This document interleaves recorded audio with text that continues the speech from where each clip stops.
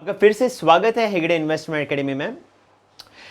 आज मैं धीरज दोस्तों आपसे एक ऐसे विषय पे बात करना चाहता हूं जहां पर बहुत सारे लोग आज इसको मैनेज करने में बहुत डिफ़िकल्टी देख रहे हैं। और ये विषय है कि अगर आपने किसी अपने परिवार के सदस्य से या आपने किसी अपने दोस्त से, अपने एकदम खास दोस्त से अगर आपने पैसे उधार लिए हैं और आप आज अगर वो पैसे नहीं लौटा पा रहे हैं बिकॉज ऑफ सम रीजंस, तो ऐसे सिचुएशन को कैसे हैंडल करें। बिकॉज ऐसे सिचुएशन में दोस्तों पैसा चुकाना भी बहुत इंपॉर्टेंट है और उस रिलेशन को भी संभाल के प्रोटेक्ट करना भी उतना ही इंपॉर्टेंट है।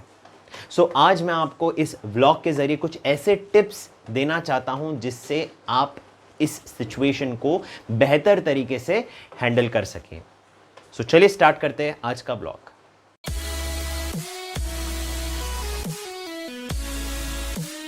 Tip, do not avoid that person.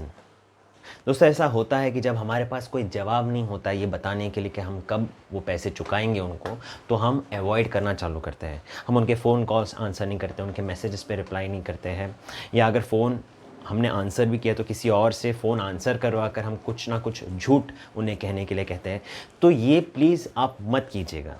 Because देखिए, अगर आप ऐसा करते हैं तो पहली चीज़ क्या होगा कि अगर गॉड फॉरबिड्स कभी आगे आपको तकलीफ़ आई और अगर आपको फिर से उनका हेल्प अगर लेना पड़े, तो चांसेस है कि आपको वो हेल्प नहीं मिलेगा।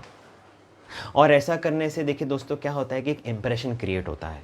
आप उनके बैड बुक्स में चले जाते हैं, उन्हें ऐसे ही लगता है, वो ऐसा एज्यूम करना चालू करते हैं कि आप बिल्कुल भी रीपे करने के, मतलब आपकी कोई इच्छा ही नहीं रीपे करने की, आपकी कोई इंटेंशन ही नहीं रीपे करने की।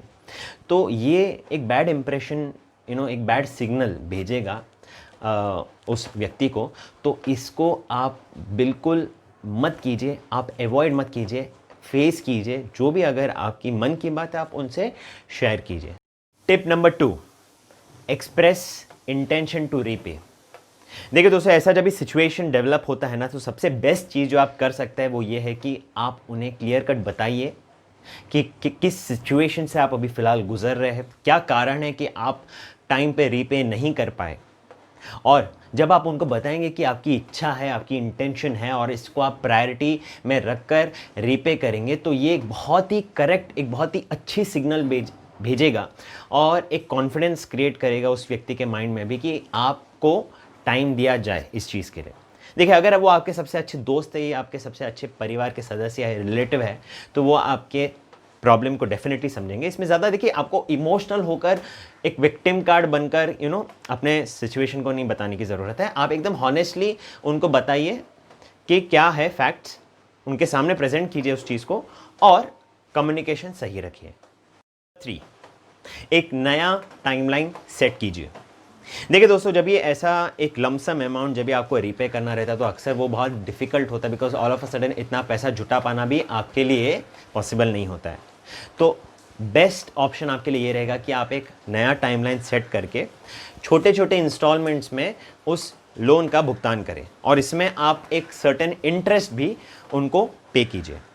उदाहरण के तौर पर मान के चलते, अगर आपने 50,000 रुपये का उधार लिया है तो उस 50,000 को वन टाइम पे करने की जगह आप उनको 12 महीने के हिसाब से या 6 महीने के हिसाब से, जैसा आपका सूटेबिलिटी है, लेट्स एज्यूम अगर आपने 12 महीने के प्लान को ऑप्ट किया तो 12 महीने में अगर आप 12% का उनको इंटरेस्ट पे करते हैं तो 4,000 समथिंग कुछ आपका EMI अमाउंट आएगा।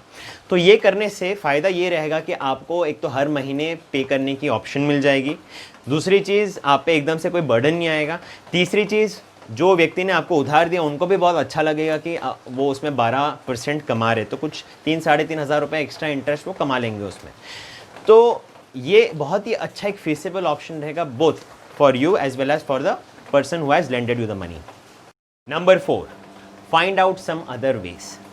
मान के चलते अगर आपकी जॉब ही जा चुकी है, आप महीना भी हर महीने के हिसाब से भी पे नहीं कर सकते हैं, तो यहाँ पर इस सिचुएशन में आपको पहले चीज़ तो उनको कम्युनिकेट करना चाहिए कि आप अभी इमीडिएटली तो पे बैक नहीं कर सकते, कुछ टाइम आपको लगेगा, unless and until you do not start working. So तब तक के दोस्तों आप उनको कुछ अलग तरीके से अपना मदद ऑफ़र कर सकते हैं। लेट्स एज्यूम अगर वो किसी चीज़ में कुछ व्यापार कर रहे हैं, तो उस व्यापार में आप अपनी एक्सपर्टीज़ उनको दे सकते हैं, किसी ना किसी तरीके का कोई हेल्प दे सकते हैं, जिससे उनको आपका इंटेंशन पता चले कि आप भले आज पे बैक नहीं कर पा रहे, आप फाइनेंशियल कैपेसिटी आपकी नहीं है, but still your intention is very good, you are there connected with that particular person. So इससे उन्हें बहुत ही एक पॉजिटिव फील मिलेगा, उनको बहुत ही एक क्लियर पिक्चर यहाँ पे दिखेगा कि भले आप आज नहीं पे कर पा रहे, आगे आप डेफिनेटली पे बैक करेंगे। Number 5, avoid taking loans from your friends और फैमिली मेम्बर्स।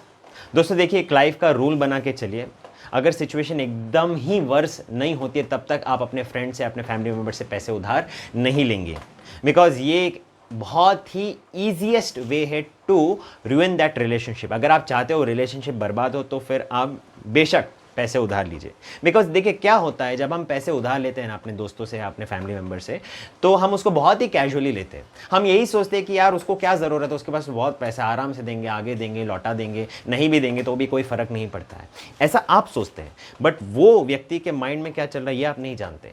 मान के चलते हैं, एक ऐसा आप उदाहरण समझिए कि आप उनके जगह पे हो, तो अगर आपको पैसे समय उस वक्त में जहाँ पे आपने कहा था, अगर आपने नहीं लौटा है तो आपको कैसे लगेगा? बुरा लगेगा ना। वैसे ही उस व्यक्ति को भी बुरा लगेगा, और फिर चांसेस है कि आपके उस अच्छे रिलेशनशिप में जहाँ पे आपने इतने साल से अपना एक अच्छा रिलेशन मेंटेन किया था, वो एक ही वक्त में, एक ही पल में बिगड़ जाएगा। करता हूँ दोस्तों, आपको ये जो मैंने 5 टिप्स आज दिए हैं बहुत ज़्यादा हेल्पफुल लगे होंगे। अगर आप चाहते हो कि ऐसे सारे प्रॉब्लम्स में आप कभी फंसो ही नहीं, तो आपको एक अच्छा वेल फाइनेंशियल प्लान पर्सन बनना पड़ेगा। और अगर आप चाहते हो कि मैं आपकी मदद करूं एक कॉम्प्रिहेंसिव फाइनेंशियल प्लान बनाने के लिए, तो दिए हुए नंबर में आप मुझे कांटेक्ट कर सकते हैं, और मैं आपको फाइनेंशियल प्लानिंग करके दूंगा, आपकी कोचिंग करके दूंगा, आपको बताऊंगा कि आपको कैसे और बेहतर तरीके से आपके पैसों को मैनेज करना चाहिए। सो आज के लिए दोस्तों इतना ही। बहुत बहुत धन्यवाद अपना कीमती समय देने के लिए। चैनल को सब्सक्राइब कर लीजिएगा, लाइक बटन दबाना नहीं भूले अगर आपको ये व्लॉग पसंद आया होगा तो। This Dheeraj signing out from Hegde investment academy. जय हिंद।